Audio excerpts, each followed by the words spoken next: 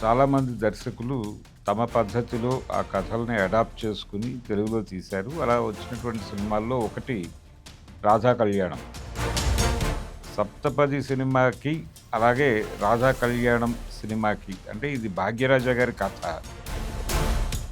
ఆ టైంలో భాగ్యరాజా గారి తమిళ సినిమాలు తెలుగులో రీమేక్ అనగానే చంద్రమోహనే హీరో. తన అదృష్టాన్ని పరీక్షించుకోవడం కోసం ప్రయత్నం చేస్తూ ఉంటాడు. పాల్ఘాట్ మాధవన్ అనేటువంటి క్యారెక్టర్.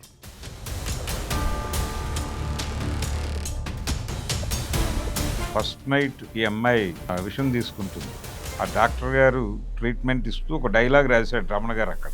అదృష్టవంతుడికి యాక్సిడెంట్ అయితే అంబులెన్స్ కింద పడ్డట్టు తాళి కట్టించుకోకపోయి ఉంటే గనక నేను తీసుకెళ్ళి పెళ్లి చేసుకునేవాడినేమో కానీ ఇప్పుడు కుదరదు అంటాడు. 'సప్తపది' సినిమాలో కూడా దాదాపు ఇదే పాయింట్. వీళ్ళిద్దరి మధ్య ఒక సంగీత నృత్యానుబంధం మొదలై, అంటే ప్రేమించిన వాడిని వదిలేసి తాతగారు చెప్పినటువంటి ఆయన మనవాడినే పెళ్లి చేసుకోవాలి అని డిసైడ్ అయిపోయి ఫస్ట్ నైట్ ఈ అమ్మాయిని చూడగానే ఈ అమ్మాయిలో అమ్మవారు కనిపిస్తారు అతనికి. పరాయి స్త్రీ అమ్మవారితో సమానం. తన మనవడితో కాకుండా ఆ అమ్మాయి ప్రేమించిన అతనితోనే పంపించేస్తాడు తాతగారు. కానీ జనం బాపు గారి 'రాధా కళ్యాణానికి' ఎందుకు ఓటేశారు అంటే రెండింటిని పోల్చి చూస్తే అది ఎక్కడో ఉంటుంది, ఇది ఇంకెక్కడో ఉంటుంది.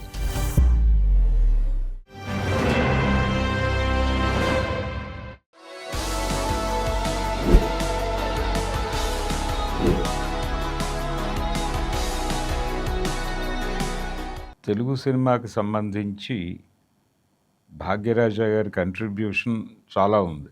అంటే భాగ్యరాజా గారి కథలు తెలుగులో అనేక సినిమాలు రీమేక్ అయినాయి. చాలామంది దర్శకులు తమ పద్ధతిలో ఆ కథల్ని అడాప్ట్ చేసుకుని తెలుగులో తీశారు. అలా వచ్చినటువంటి సినిమాల్లో ఒకటి 'రాధా కళ్యాణం'. బాపు గారి దర్శకత్వంలో ముళ్ళపూడి వెంకటరమణ గారు రచన చేయగా సారథి బ్యానర్లో వచ్చింది ఈ సినిమా. ఇదే టైంలో 'సప్తపది' అనే పేరుతో కె. విశ్వనాథ్ గారు ఒక సినిమా తీశారు. 'సప్తపది' సినిమాకి, అలాగే 'రాధా కళ్యాణం' సినిమాకి అంటే ఇది భాగ్యరాజా గారి కథ. తమిళ్లో ఆయనే నటించాడు, ఆయనే దర్శకత్వం వహించాడు. తెలుగులోకి వచ్చేసరికి చంద్రమోహన్ గారు చేశారు. ఆ టైంలో భాగ్యరాజా గారి తమిళ సినిమాలు తెలుగులో రీమేక్ అనగానే చంద్రమోహనే హీరో. హీరోయిన్ ఎవరైనా కావచ్చు, కానీ హీరో మాత్రం చంద్రమోహనే. ఇలా అనేక సినిమాలు, 'రాధా కళ్యాణం' ఒకటే కాదు, 'మూడు ముళ్ళు' అనే జంధ్యాల గారు తీసిన సినిమా, అలాగే రాయప్రాజు గారు తీసినటువంటి 'ప్రియా' అనే సినిమా, తర్వాత 'పెళ్లి చూపులు' అనే సినిమా, వీటన్నిటిలోనూ చంద్రమోహనే హీరో. 'సత్యభామ' అనే పేరుతో రాఘవేంద్రరావు గారు డైరెక్ట్ చేసినటువంటి సినిమా, అందులో కూడా చంద్రమోహనే హీరో. ఆ సినిమా కథ కూడా భాగ్యరాజా గారిదే. ఇలా భాగ్యరాజా గారి సినిమా అనగానే తెలుగులో చంద్రమోహన్నే పెట్టేవాళ్ళు. ఆ విధంగా 'బంగారు పిచ్చిక' సినిమా తర్వాత బాపు గారి డైరెక్షన్లో చంద్రమోహన్ చేసినటువంటి సినిమా ఇది. ఈ సినిమాలో ప్రధానంగా ఒక ఒక ఆడపిల్ల తన ఇంట్లో అద్దెకు ఉంటున్నటువంటి ఒక మ్యూజిక్ డైరెక్టర్ కావాలి అనే కోరిక ఉన్నటువంటి ఒక తమిళ యువకుడిని ప్రేమిస్తుంది. అంటే వాళ్ళిద్దరి మధ్య ప్రేమ మొదలవుతుంది. ఆయన హైదరాబాదులో ఇక్కడ ఈ చిత్ర పరిశ్రమ ఇక్కడికి వచ్చినటువంటి టైం అది. ఇక్కడికొచ్చి ఇక్కడ ప్రొడ్యూసర్ల దగ్గర తన అదృష్టాన్ని పరీక్షించుకోవడం కోసం ప్రయత్నం చేస్తూ ఉంటాడు. పాల్ఘాట్ మాధవన్ అనేటువంటి క్యారెక్టర్. అలా ఆయన వచ్చి ఆ ప్రయత్నం చేసుకుంటూ ఒక ఇంట్లో అద్దెకు దిగుతాడు. చాలా ప్రాబ్లమాటిక్గా ఉంటుంది కండిషను. ఇంటి దగ్గర నుంచి వచ్చిన డబ్బులు సరిపోవు. ఇక్కడ ఆ హార్మనీ పెట్టే ఒక అసిస్టెంట్ని వేసుకుని తిరుగుతూ ఉంటాడు ప్రొడ్యూసర్ల దగ్గరికి. ఈ ప్రాసెస్లో ఒక్కొక్కసారి తిండి కూడా ఉండదు. వాళ్ళు తినటం లేదు అనే విషయం ఈ అమ్మాయి కనిపెట్టి వాళ్ళకి ఏదో రకంగా తిండి ఏర్పాటు చేస్తూ ఉంటుంది. ఇలా మొదలైనటువంటి పరిచయం నెమ్మదిగా వీళ్ళిద్దరి మధ్య ఒక అనుబంధంగా మారుతుంది, ప్రేమగా మారుతుంది. అతన్ని పెళ్లి చేసుకోవాలని ఈ అమ్మాయి అనుకుంటుంది. అతను ఈ అమ్మాయిని పెళ్లి చేసుకోవాలనుకుంటాడు. కానీ ఆ అమ్మాయి తల్లికి గాని, తాతకి గాని ఇష్టం ఉండదు. వాళ్ళు ఇతన్ని అడ్డు తొలగించుకుని తాము చూసినటువంటి ఒక డాక్టర్ గారి సంబంధానికి ఈ అమ్మాయినిచ్చి పెళ్లి చేయాలని అనుకుంటారు. ఆ డాక్టర్ గారికి ఇది ద్వితీయ వివాహం. అంతిమంగా ఈ అమ్మాయిని అతని నుంచి విడదీసి, అంటే వీళ్ళు యాక్చువల్గా పెళ్లి చేసుకోవాలనుకుంటారు లేచిపోయి, దాన్ని కట్ చేసి అతన్ని కొట్టి ఈ అమ్మాయిని తీసుకెళ్ళి ఆ డాక్టర్ గారికి ఇచ్చి పెళ్లి చేసేస్తారు. చేసేసిన తర్వాత ఫస్ట్ నైట్ ఈ అమ్మాయి విషం తీసుకుంటుంది. ఆ డాక్టర్ గారు ట్రీట్మెంట్ ఇస్తూ ఒక డైలాగ్ రాశాడు రమణ గారు అక్కడ.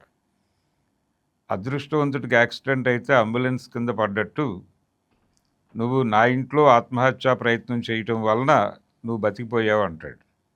అలా ఆ అమ్మాయి బతికిపోతుంది. అయితే నువ్వు ఎందుకు ఆత్మహత్య చేసుకోవాలనుకున్నావు అని అడుగుతాడు ఆయన. అడిగితే చెప్తుంది, ఇలా తన ఫ్లాష్ బ్యాక్ చెప్తుంది.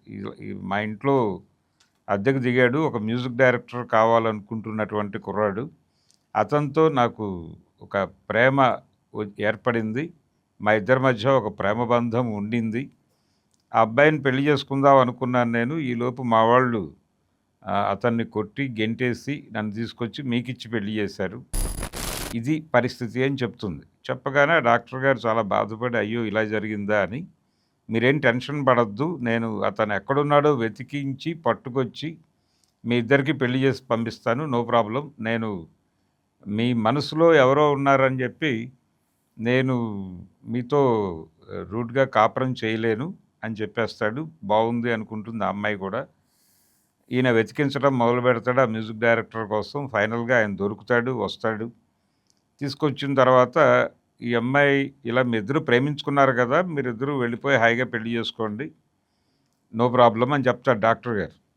చెబితే ఇతను ఈ పాల్ఘాట్ మాధవన్ ఎదురు తిరుగుతాడు. ఎదురు తిరిగి ఆ అమ్మాయి మెడలో తాళి పడింది, తాళి కట్టించుకోకపోయి ఉంటే గనక నేను తీసుకెళ్ళి పెళ్లి చేసుకునేవాడినేమో కానీ ఇప్పుడు కుదరదు అంటాడు. అదేమిటి అని అడుగుతాడు ఆయన డాక్టర్ గారు. అడిగితే అక్కడ ఒక సిద్ధాంతం చెప్తాడు ఆయన. ఆ సిద్ధాంతం ఏంటంటే, పెళ్ళి కాకముందు ఆడపిల్ల మనసు అద్దం లాంటిది. ఆ అద్దంలో ఎవరైనా ముఖం చూసుకోవచ్చు. కానీ పెళ్ళైపోయిన తర్వాత ఆ మనసు అద్దంలాగా కాకుండా అది పటంగా మారుతుంది. ఆ పటంలో భర్త ఫోటో మాత్రమే ఉంటుంది. దానిలో ఇంకొకరు వచ్చి ముఖం చూసుకోవడానికి కుదరదు. కాబట్టి దీన్ని నేను గౌరవిస్తాను. ఈ సాంప్రదాయాన్ని నేను గౌరవిస్తాను. అందుకని నేను వెళ్ళిపోతున్నాను, తను ఇక్కడే ఉంటుంది. మీరిద్దరూ నా గురించి ఆలోచించి మీరు ఇబ్బంది పడద్దు, నన్ను వదిలిపెట్టేయండి. నేనేదో నా బతుకు నేను బతుకుతాను. మీరు తాళి కట్టారు కాబట్టి మీతోనే అమ్మాయి ఉంటుంది. మీరిద్దరూ హ్యాపీగా జీవితాన్ని కొనసాగించండి అని చెప్పేసి తను వెళ్ళిపోవడంతో ముగుస్తుంది సినిమా. సప్తపది సినిమాలో కూడా దాదాపు ఇదే పాయింట్. తన మాట వినకుండా పెళ్లి చేసుకున్నటువంటి కూతురిని చాలా కాలం తర్వాత చూస్తారు ఓ తాతగారు. ఆ అమ్మాయి కూడా నర్తకే. తన కూతురు చనిపోతుంది అప్పటికి. అల్లుడు మనవరాలు వాళ్ళిద్దరినే ఇంటికి పిలుస్తాడు. పిలిచి మనవరాలని తన మనవడికి ఇచ్చి పెళ్లి చేయాలనుకుంటాడు, కొడుకుకి ఇచ్చి చేస్తే ఈ అమ్మాయి తిరిగి మన ఇంట్లోకి ప్రవేశిస్తుంది. తన కూతురు తన ఇంట్లోకి తిరిగి వచ్చినట్టుగా భావించవచ్చు అని అనుకుంటాడు ఆయన. అనుకుని ఈ ప్రపోజల్ ఆ అమ్మాయికి చెప్తాడు. అయితే అప్పటికే ఆ అమ్మాయి వేరే ఒక ఫ్లూటిస్ట్తో ప్రేమలో ఉంటుంది. గిరీష్ చేశాడు ఆ క్యారెక్టర్. అలా అతని వేణుగానం అంటే ఈ అమ్మాయికి చాలా ఇష్టం. అలా వాళ్ళిద్దరి మధ్య, ఈ అమ్మాయి డాన్సరు, వీళ్ళిద్దరి మధ్య ఒక సంగీత నృత్యానుబంధం మొదలై వాళ్ళిద్దరూ ప్రేమలో ఉంటారు. ఆ విషయం చెప్పాలా వద్దో తెలియనటువంటి పరిస్థితి ఇంతకాలం తర్వాత. అంటే తన తల్లి ఆ ఇంట్లోంచి బయటకు వచ్చేసింది. తను తల్లి చనిపోయింది, ఏదో పెరుగుతోంది. ఉన్నట్టుండి తాతగారు ఇంటికి పిలిచారు, ఇంట్లో ఉండమంటున్నారు, పెళ్లి చేయాలనుకున్నారు, సంబంధం చూశారు, తన కొడుకునే ఇచ్చి చేయాలని అనుకున్నారు. తిరిగి తన కూతురుని ఇంట్లోకి తీసుకెళ్తున్నట్టుగా తన్ని తీసుకెళ్ళాలనుకున్నారు. ఆయన్ని వద్దు, నేను వేరే అబ్బాయిని పెళ్లి చేసుకోవాలనుకుంటున్నాను అంటే ఆయన ఎక్కడ గాయపడతాడో అని చిన్న సెన్సిటివిటీ ఫీల్ అవుతుంది ఆ అమ్మాయి. ఫీల్ అయ్యి ఎలా ఈ సమస్యని పరిష్కరించాలి అనుకుని ఫైనల్గా తను త్యాగం చేయాలని డిసైడ్ అయిపోతుంది. అంటే ప్రేమించిన వాడిని వదిలేసి తాతగారు చెప్పినటువంటి ఆయన మనవాడినే పెళ్లి చేసుకోవాలి అని డిసైడ్ అయిపోయి తన ప్రేమికుడికి చెప్పేస్తుంది విషయం. చెప్పేసి మీరు వెళ్ళిపోండి, నేను మా బావనే పెళ్లి చేసుకుంటున్నానని చెప్తుంది. ఓకే అంటాడు, ఆయన వెళ్ళిపోతాడు. ఈ అమ్మాయి ఈ బావగారిని పెళ్లి చేసుకుంటుంది. ఇతను కూడా పూజారే, తాతగారు అర్చకుడే, అలాగే ఆయన మనవడు ఈ అమ్మాయి భర్త కూడా అర్చకుడే. అయితే వీళ్ళిద్దరికి ఫస్ట్ నైట్ ఈ అమ్మాయిని చూడగానే ఈ అమ్మాయిలో అమ్మవారు కనిపిస్తారు అతనికి. ఎందుకు ఇలా జరిగింది అని ఆలోచిస్తాడు ఆయన. అంటే ఆ అమ్మాయి మనసులో ఇంకెవరో ఉండటం వలన తనకి పరాయి స్త్రీగా కనిపిస్తోంది. పరాయి స్త్రీ అమ్మవారితో సమానం కాబట్టి ఈ అమ్మాయిని చూడగానే అమ్మవారు కనిపిస్తోంది అని అతను తెలుసుకుంటాడు. తెలుసుకుని ఈ విషయం తాతగారికి కన్వే చేస్తాడు. కన్వే చేస్తే తాతగారు ఆలోచించి ఆ అమ్మాయి మనసులో ఉన్నవాడు ఎవడో తెలుసుకో అని చెప్తాడు. తెలుసుకుంటాడు ఈయన. తెలుసుకుని తాతగారికి రిపోర్ట్ చేస్తాడు. తాతగారు అతని కోసం వెతికించి పట్టుకొస్తాడు. తీరా వచ్చిన తర్వాత తెలుస్తుంది అతను ఒక దళితుడని. వీళ్ళు బ్రాహ్మలు, అర్చకులు.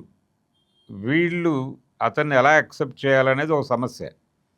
దాంతో అందరూ గందరగోళ పడుతూ ఉండగా తాతగారే చెప్తారు, ఏమండి శంకరాచార్యుడు ఏం చెప్పాడు మనీషా పంచకంలో, చండాలుడైనా ఎవరైనా సరే వాళ్ళకి ఆ అర్హత ఉందా లేదా అనేది చూడాలి, అంతే తప్ప చండాలుడు అని అలా ముద్ర వేసి పక్కకి గెంటేయటం తప్పు అని చెప్తాడు. అంటే శంకరాచార్యుడు అలా వస్తూ ఉండగా ఎదురుకుండా ఒక చండాలుడిలాగా కనిపించేటువంటి ఒక వ్యక్తి వస్తూ ఉంటే అతన్ని తప్పుకోమంటాడు. మీరు నన్ను తప్పుకోమంటున్నారా, నాలో ఉన్నటువంటి ఈశ్వరుణ్ణి తప్పుకోమంటున్నారా అని అడుగుతాడు ఆయన.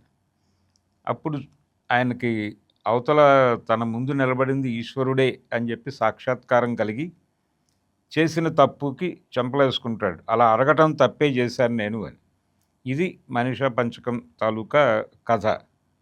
కాబట్టి శంకరాచార్యుడు అంతటి వాడే ఈ కులాల గురించి ఇలా మాట్లాడినప్పుడు మనం ఎందుకు దీన్ని సీరియస్గా పట్టించుకొని వీళ్ళని విడగొట్టాలి? ఒకటి, చాలా స్పష్టంగా ఆ అమ్మాయి అతన్ని ప్రేమించింది. అతను ఏ కులం వాడైతే మనకెందుకు, పెళ్లి చేసేయటమే మంచిది అని జేవి సోమయాజులు క్యారెక్టర్తో చెప్పిస్తాడు. చెప్పించి ఫైనల్గా తన మనవరాల్ని తన మనవడితో కాకుండా ఆ అమ్మాయి ప్రేమించిన అతనితోనే పంపించేస్తాడు తాతగారు. ఇది సప్తపది క్లైమాక్స్. అక్కడేమో ప్రేమించిన వాడే తను ప్రేమించిన అమ్మాయిని నువ్వు తాళి కట్టించుకున్నావు కాబట్టి అని ఒక కారణం చూపించి అక్కడ వదిలేసి వెళ్ళిపోతాడు. ఆ అమ్మాయి అలా ఎండ్ అయిపోతుంది స్టోరీ. అది ఒక సాంప్రదాయాన్ని గౌరవిస్తూ డిజైన్ చేసినటువంటి ఒక క్లైమాక్స్. ఇక్కడేమో ఇది సినిమా అంతా సాంప్రదాయంగా కనిపిస్తుంది, కానీ ఈ క్లైమాక్స్ దగ్గరకు వచ్చేసరికి కొంచెం విప్లవాత్మకంగా అనిపిస్తుంది. ఇది విప్లవాత్మక క్లైమాక్సు, అదేమో సాంప్రదాయ క్లైమాక్స్. ఈ రెండు సినిమాల్లో కంపారిటివ్గా రాధా కళ్యాణమే ఎక్కువ హిట్ అయింది, అంటే ఎక్కువ డబ్బులు కలెక్ట్ చేయగలిగింది కంపారిటివ్ సప్తపది కొంత తక్కువ డబ్బులు కలెక్ట్ చేసింది దీంతో పోలిస్తే. ఎందుకు అలా జరిగింది? విశ్వనాథ్ గారికి క్రేజ్ ఉంది ఆ టైంలో. శంకరాభరణం ఆ సినిమా విపరీతంగా ఆడేసిన తర్వాత వచ్చిన సినిమా ఇది. కానీ జనం బాపు గారి రాధా కళ్యాణానికి ఎందుకు ఓటేశారు అంటే సాంప్రదాయం నచ్చిందా, ఆ సినిమాలో వాళ్ళు ప్రతిపాదించినటువంటి సాంప్రదాయం ప్రేక్షకులకు నచ్చిందా అంటే ఆ అమ్మాయిని ప్రేమించిన వాడే తాళి కట్టించుకుంది, తాళి ఉంది ఆ అమ్మాయి మెళ్ళలో అని భావించి అలా వదిలేసి వెళ్ళిపోవడం అనేది కనెక్ట్ అయిందా అనేది ప్రశ్న. కాబట్టి ఆ సాంప్రదాయ క్లైమాక్స్ హిట్ అయిపోయి ఈ అసాంప్రదాయ క్లైమాక్స్ యావరేజ్గా మిగిలింది. అది ఆ టైంలో చాలామందిని కదిలించినటువంటి అంశం. అంటే సమాజం ఎలా ఆలోచిస్తుంది అనటానికి అది అద్భుతమైనటువంటి ఉదాహరణ.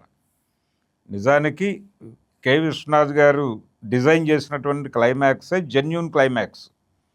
అంటే ఆ అమ్మాయి మనసులో లేనివాడిని, ఆ అమ్మాయి ఊహల్లో లేనివాడిని తీసుకొచ్చి ఇతనే నీ భర్త, నువ్వు ఇతనితోనే కాపురం చేయాలి అని చెప్పడం ఖచ్చితంగా తప్పే. అంటే ఒక మనిషిని బుల్డోజ్ చేయటంగా చూడాలి అది. ఆ మనిషి ఇష్టానికి విరుద్ధంగా వ్యవహరించటం ఏదైనా సరే బుల్డోజ్ చేయటమే. అలా బుల్డోజ్ చేసి జీవితాలను నడిపించడం అనేది సబబు కాదు అనేది బలంగా ఎక్స్ప్రెస్ చేస్తాడు ఆ సినిమాలో విశ్వనాథ్ గారు. అది కరెక్ట్ క్లైమాక్స్.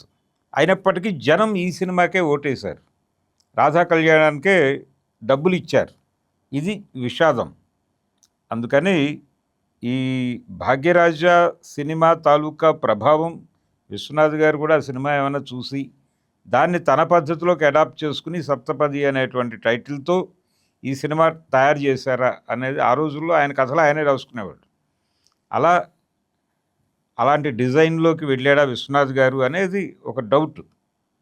సో ఒక విప్లవాత్మకమైనటువంటి క్లైమాక్స్, పర్టికులర్గా వివాహ వ్యవస్థకి సంబంధించి భార్య మనసులో ఎవరుంటే భార్య మనసు ఎరిగి ప్రవర్తించటం కాదు, ఆ మనసుకు విరుద్ధంగా ప్రవర్తించడం కూడా తప్పే అని ప్రతిపాదించినటువంటి సినిమా సప్తపది. ఇన్ని విలువలు ప్రతిపాదించినటువంటి ఆ సినిమాకి దక్కిన ప్రేక్షకాదరణ, సాంప్రదాయాలను గౌరవిస్తూ వాటికి పెద్దపీట వేస్తూ తీసినటువంటి రాధా కళ్యాణం సినిమాకి లభించినటువంటి ఆదరణ, ఈ సప్తపదికి లభించిన ఆదరణ, అలాగే రాధా కళ్యాణానికి లభించిన ఆదరణ అంటే రెండింటిని పోల్చి చూస్తే అది ఎక్కడో ఉంటుంది, ఇది ఇంకెక్కడో ఉంటుంది. కనుక ప్రజలు సాంప్రదాయానికి ఓటేశారు అని చెప్పక తప్పదు. అలాంటి ఒక ప్రత్యేకమైన సందర్భం 45 సంవత్సరాల క్రితం వచ్చినటువంటి సినిమాలు ఇవి. రీసెంట్గానే భాగ్యరాజా గారు కన్ను మూశారు. ఆయన చివరి వరకు అదే పద్ధతిలో వెళ్ళాడు. అంటే ఏదైనా సమాజంలో జరిగినటువంటి ఒక రియలిస్టిక్ ఇన్సిడెంట్లే తీసుకునేవాడు ఆయన. తీసుకుని వాటిని వెండి తెర మీదకి ఎక్కించేటప్పుడు అది ఎలా ఉంటే అలాగే నడిపేవాడు కథని. నడుపుతూ క్లైమాక్స్ మాత్రం తను అనుకున్న పద్ధతిలో డిజైన్ చేసేవాడు. ఆయన ఏ పద్ధతిలో సినిమా తీసినా కానీ క్లైమాక్స్ మాత్రం కమర్షియల్ ఎండే ఉంటుంది. ఆ కమర్షియల్ ఎండ్ కూడా కొంత రాజీ పడి డిజైన్ చేసినట్టుగా అనిపిస్తుంది ఏ సినిమా అయినా కానీ.